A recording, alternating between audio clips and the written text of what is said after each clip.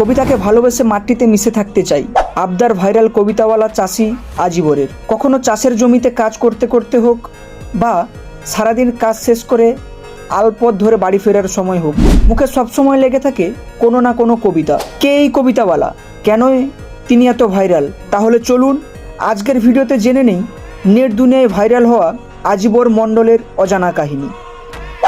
নমস্কার, আমি দেবাশিস। আজকের এপিসোডে আপনাকে স্বাগত।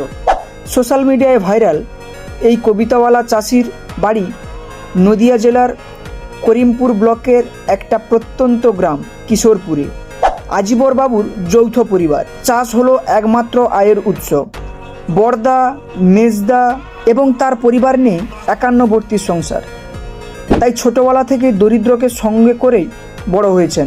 আর্থিক সমস্যার কারণে বেশি দূর পড়াশোনা করতে পারেনি আজিবর বাবু। মাথায় গামছার ফেটটি, মুখে একরাজ হাসি, চারপাশে ধুধু মাঠ, আর তার মাঝে কবিতা বলছেন একজন চাষি।